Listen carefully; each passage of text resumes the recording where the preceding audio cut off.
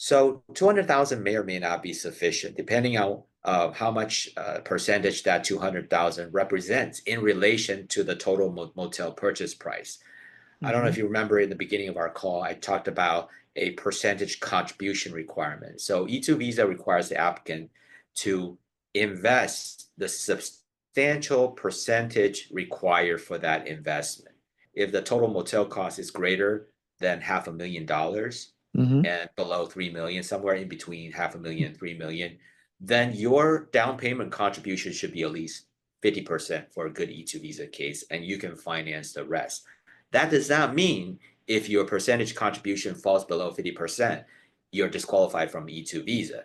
Then it just means it's up to the visa officer individual discretion to decide whether your percentage contribution is substantial in his or her point of view. So the lower your percentage contribution, the higher the risk of dissatisfaction by the visa officer.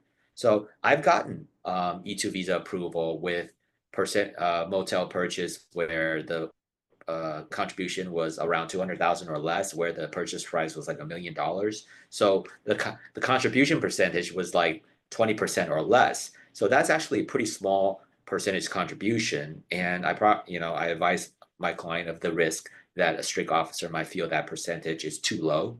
And but he wanted to take the chance, and we did get an approval. So we got a very nice and reasonable visa officer that felt that although it was 20% in his or her view, that was substantial.